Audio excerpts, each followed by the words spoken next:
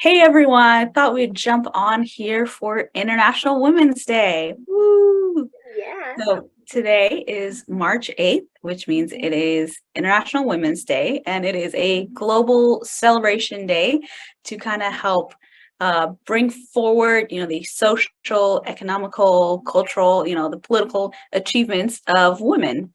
So today, we'd like to, call to action everyone to accelerate gender parity. So this was a new word for me. Parity pretty much just means, the state or the condition of being equal, especially in regards to status or pay in this context. So we kind of want to bring forward and start the discussion and continue the discussion even going forward about having equality in right now in the workspace for women. Yeah, exactly. And this day has occurred for well over a century, which is pretty amazing. With the first International Women's Day gathering in 1922. And it was supported by over 1 million people in Australia, Denmark, Germany, and Switzerland. And prior to this, the Socialist Party of America, United Kingdom suffragists and suffragettes, and further groups campaigned for women's equality. And today we've made huge strides.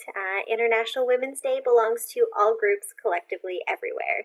So we've come a really long way. 100%. And something I would especially like to emphasize is that, the rise of women does not mean the fall of men. Sometimes people feel like if something must grow and get bigger, then another thing must, dwindle and become, less strong, as it were.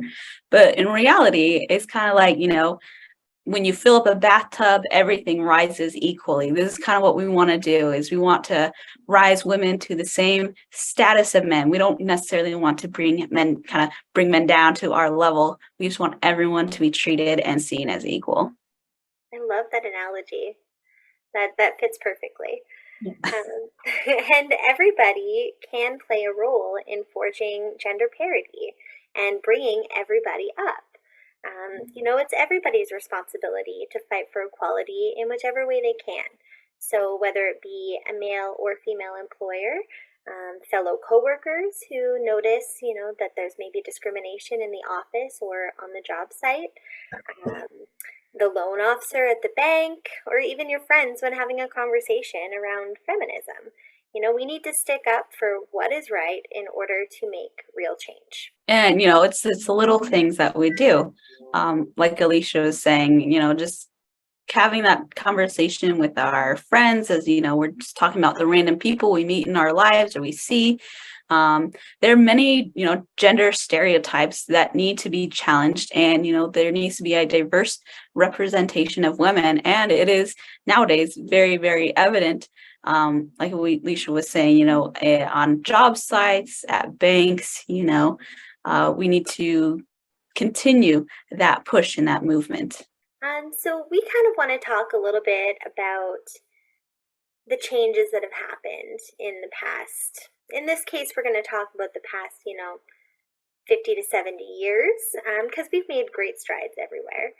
So we're not going all the way back to 1922, but we are going to talk a little bit about the 50s, about the 80s, and the 90s. So first, we kind of wanted to bring up, there was this movement, this era in the 1980s called Fix the Women programs. And they were popping up everywhere.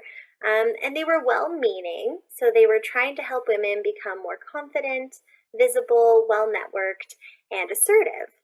However, many reinforced a notion that women needed to act like men and fit into existing patriarchal structures and organizations. If they were to succeed, they were also expected to still be superwomen at home, which, come on, that's a lot of pressure. Putting perfection at home and being a man at work. That's not really what we're trying to achieve here, right?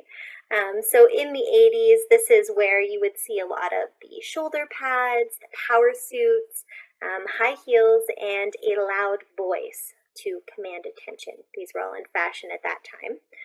100%. Even while I was in school in, let's see, that was like 2010s ish. era. I was in university, and even like when they were talking about the dress of, I was in an accounting degree, so when they were talking about, how women should dress for business, it was kind of dated like that. That women should have, these power shoes, power suits, high heels, look very assertive. And I'm a very shy person, so I'm like, I don't think I'm gonna do that, but okay, you do you. And it was kind of a bit funky. They weren't quite sure at the time, like how should women be to be like men, when in reality nowadays we can see like everyone's individual, everyone's unique, so we should express ourselves the way that we are. So if we kind of fast forward to about 2019, a couple years ago, about 20% of corporate board seats were held by women. And of that 20%, only 6% were held by racialized women, so women who are not Caucasian.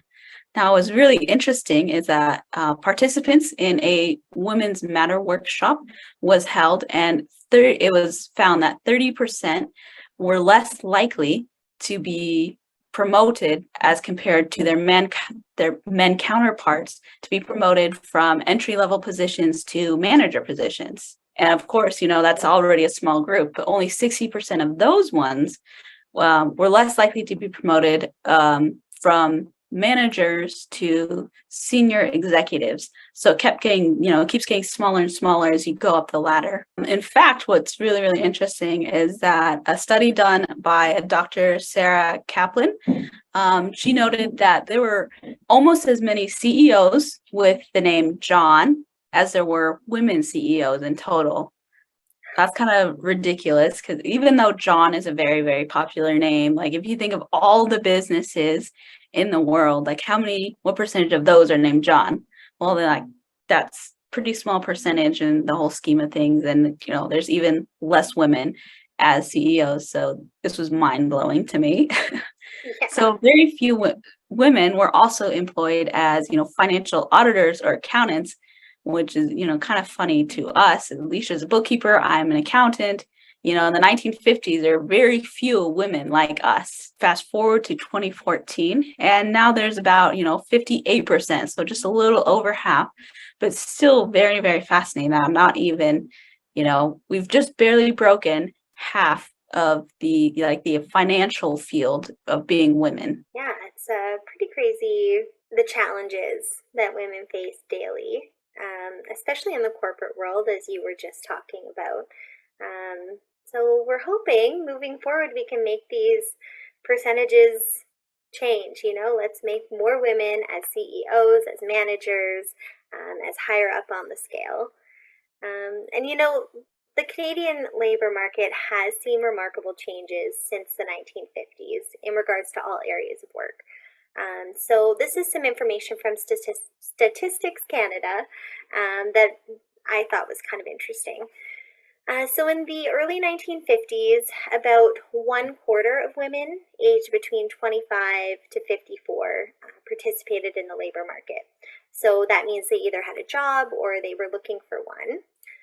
In contrast, virtually every man in the same age group was participating in the labor market. So 100% men, 25% women basically were working in the 1950s. But from 1953 to 1990, the labor force participation rate did grow steadily for women, rising from about 24% in 1953 to 76% in 1990. So that's quite a jump within, 40 years basically. And it continued to grow. So the labor force participation rate of women reached 82% in 2014, which compared with 91% for men. So they have gone down a bit over the years. We have definitely rised quite a bit. And so it's only about 9% difference now between women and men in the workforce.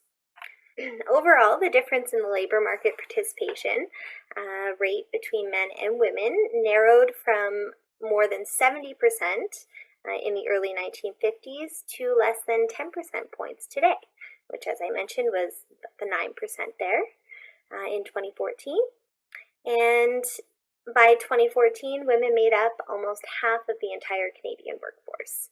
So we definitely have reached almost equality in that sense about the amount of women working versus men working, which is great. Now, when it comes to wages, that's something that we have continued to fight for, to get equal pay. So women's earnings did more than double between the mid 1960s and the early 2010s. So in the 1960s, it was around 15,700 as their annual income, to about 37,200 in 2010. So, there is still a continuing need for worldwide progressive mindsets and inclusive behaviors to be forged. And there are, unfortunately, still many examples of gender bias, both conscious and subconscious, and each impacts women. 100%. And we need to start tackling these gender biases. And one thing that we can do is by helping employers and employees advocate for equality and diversity in the workplace for women. So during a symposium on women in the workplace in May of 2019, they kind of gave away a few tips, or really 3 points that we can help focus on to create that or start creating that equality. So the first one is increasing awareness about gender equality and changing the widespread myths. The second is changing structures instead of people. The third one is adopting an intersectional approach to gender equality in the workplace. We'll kind of elaborate on these points a little bit more. The best place to start implementing change is during the hiring process. Right from the get-go, we need to get more women in, have more equality, and there's a few ways that we can try to make some changes in that structure. So by being more proactive in recruiting diverse candidates and improving accountability, such as tracking the number of accepted resumes and new hires, you could also consider approaches such as blind evaluations, skills and knowledge testing, standardized interviews or questions, and degendering job ads. If you cannot physically see the person and you're basing it on their qualifications, I think that that's the biggest form of being equal, is equality, right? There's no bias, there's no room for bias if you're just looking at the qualifications. And you also need to be aware of mixed results related to unconscious bias training and diverse selection panels. So be aware that some people may have, subconscious biases that come out during the hiring process. 100%. And this works not only for, women, but also for people of color, because as we know, like sometimes depending on how your name is could potentially give you either a leg up or, get you a little bit lower down on the pile of whether or not you are hired. So really we need to try and emphasize that, try and go in blind, do those tests, do those standardized questions, and have those really be the measurement, the tool that you use to whether or not you hire someone. Something else we can do is, how is the actual workplace culture? Because that really is, where people will be, working and living, and there we need to have that equality. So one thing we can do as business owners or anything like that is to be accountable. So, start collecting data, start setting targets, and establish accountability measures. So whether that be, financial incentives, a collective agreement, just have those goals in mind that you are going to be, equal to everyone, and start setting those milestones. Something else you can do is to, model change yourself. If you are a manager, a CEO in your business, the business owner, start making decisions and setting the tone of that work-life balance. Let everyone see that, what your values are, so they know as the business collectively has the same value. Another thing you can do is inspire peer support or allyship. If you are kind of in a larger business, you have, lots of employees underneath you, you can start creating either like a support group, kind of a buddy system where you could have one male coworker team up with a female and have them kind of working together as a co-op. That way you can, promote different opportunities to people to be more inclusive. Another thing you can do is provide diversity training. We always see in the movies where, HR is doing like the no sexual harassment thing. And it's always a joke. People are like, oh, I don't want to go to that. It's the same thing over and over. But, having a diversity training can be very pivotal in your business, making it effective and mandatory in the workspace. Also, preventing gender bias, and also, gender violence and harassment. So there needs to be an adoption of programs and policies set in place to challenge that toxic masculinity or patriarchal society norms in your workspace.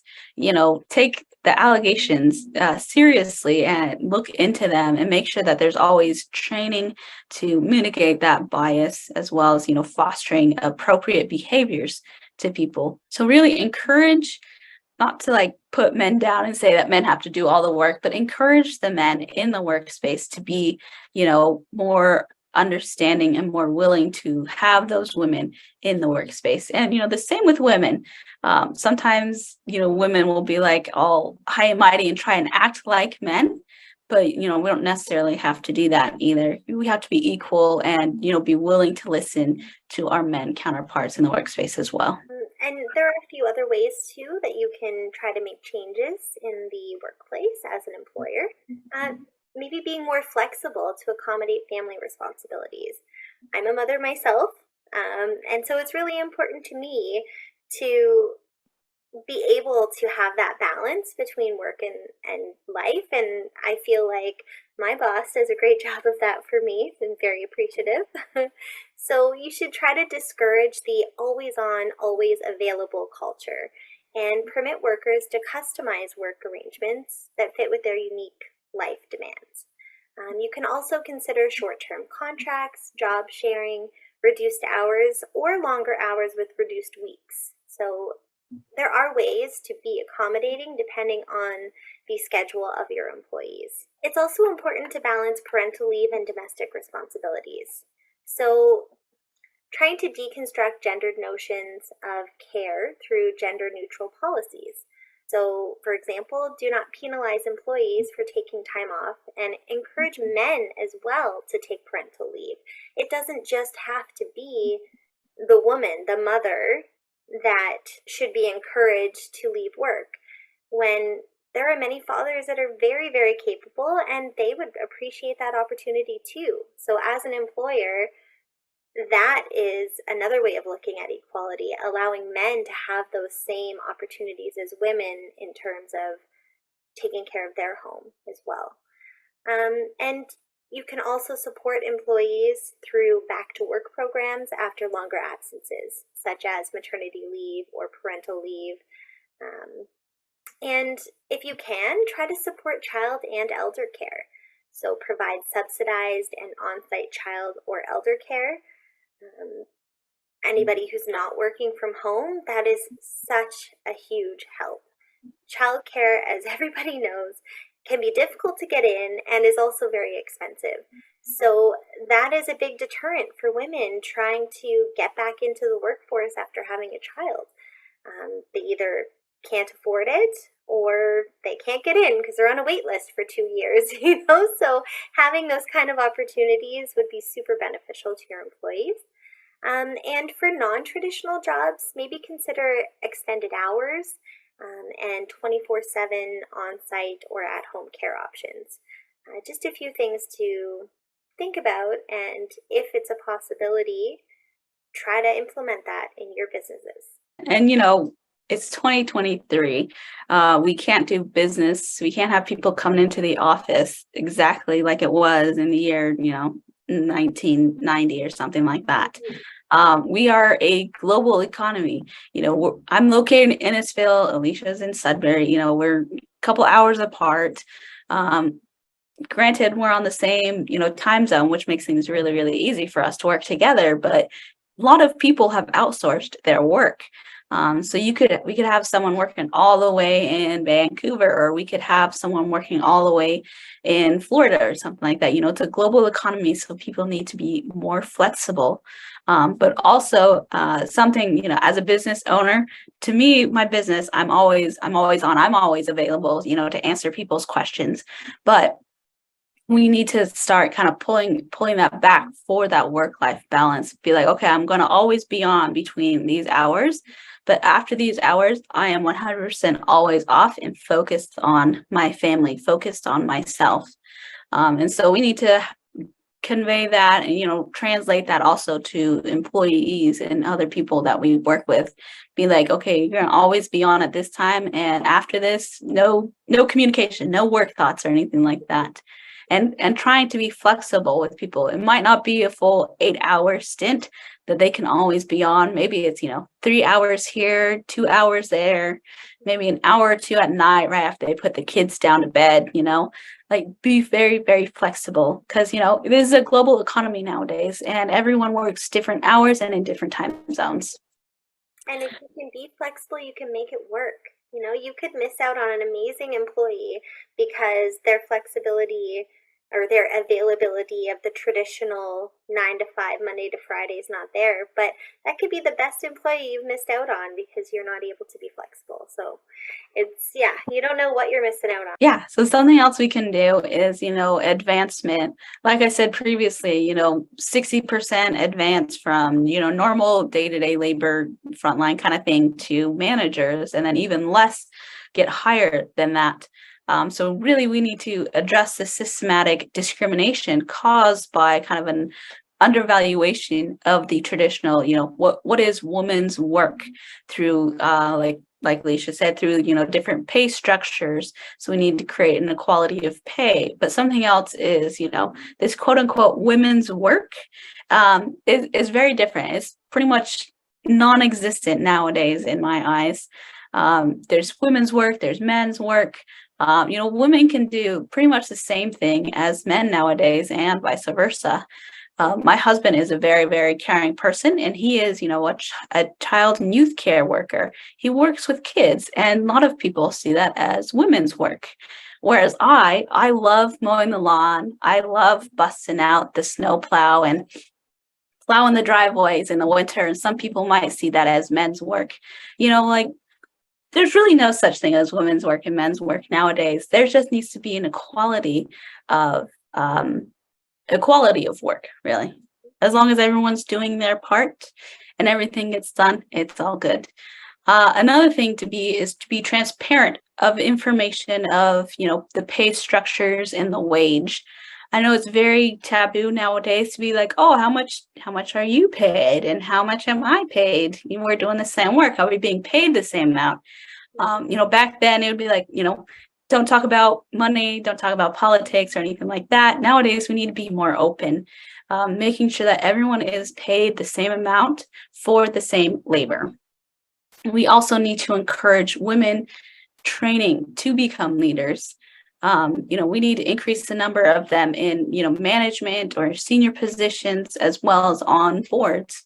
We need to also, encourage and support the opportunities of either sponsorship, mentorship, as well as networking. So we need to increase access to those various types of growth, personal growth, really. We also need to increase the accountability and monitoring the advancement of women and their promotion and compensation.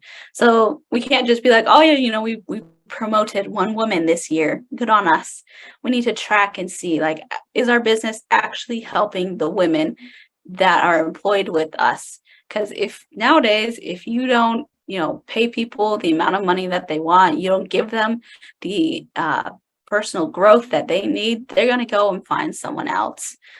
So really need to start tracking and making sure that everyone is being treated equally, everyone's being paid for the work that they do, and that they're being trained so that they can grow and become leaders in your business. Because you never know, if you don't train someone to be a leader, they're always going to be stuck at the front line, and there's a potential Einstein that you didn't train properly enough, and your business is just going to do whatever it does, it's not going to grow and be the potential, high earning, high valued business. So, set quotas, set targets. Another thing, which is kind of new, is to set like term limits. Like, how long are your managers going to be managers? Is there a way to have, co-managers, have people working as teams, rotate that team of leadership so other people have the opportunity of being a leader to see if that's what they want? Because everyone is different.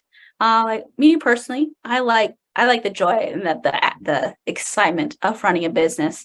Whereas other people, they might be perfectly fine working the front line their entire life.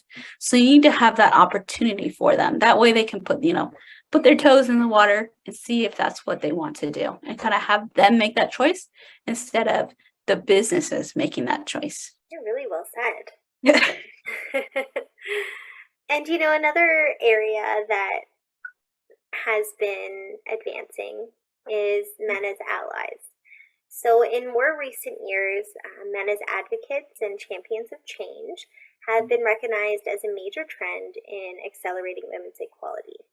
So, that means that there's been a lot more progressive CEOs, employers, co-workers, that are influential leaders, and they've committed, via formal public channels to help build diverse and inclusive organizations that challenge stereotypes and bias. It's super important, as I mentioned earlier, about everybody playing a role in, gender parity. It's not just the women that are fighting. We need men as allies too, that understand and agree that we should be equal. So that's been really rising, which is fantastic. And stereotypes, discrimination, and biases are also more likely to be called out now. Men's role in society is more varied, and gender roles are more fluid. So I think the world as a whole is really starting to realize that, as Maria also said, there's not men work and women work. It's work. It's just work. And it doesn't matter what gender you are. Everybody is capable of doing it. And that's really becoming more and more recognized in society. Yeah, something that's interesting and slightly encouraging is that in 2017, Canadian women earned about 88 cents for every dollar that a Canadian man made. Like, even though that's not, a 1-for-1, it is very encouraging that, Canada, which is, our home and faithful land, or whatever it is that the anthem says, that Canada is in the top 10 of, the 95 countries that was in this kind of in this research. So, we're slowly getting there as a country. And so we need to continue to strive forward. That way, one day, we can get back on here and be like, Canadian men to women, they're earning the same dollar for the same work. So as we move forward through this exciting time in history, we need to, expect diversity, have everything with equality and inclusion. So having women in the workspace, having people of, different genders or non-gendered or anything like that, really having everyone included and equal. So as the world will notice when there is an absence, but then also the world celebrates when equality is present. This year for International Women's Day, the hashtag is, embrace equality. So that is what we encourage everyone to do. It is time to hashtag embrace equality. Anything you want to add, Alicia? No, I 100% agree. And anybody that wants to make any posts or make any comments on this about how they feel in the workplace, or maybe ways that they've been able to encourage equality in their own business, we'd love to hear about it. And let's all just continue to work together. 100%. And, we hope to see more women in the workspace doing whatever it is that they love, as well as men doing whatever it is that they love. And, as we said, people of genders or non-genders, as long as everyone's doing what they love and paid for what the work they do, the world is a much better place. All right. Everyone, hope you all have a great rest of the day, and remember to hashtag embrace equality. Bye. Bye.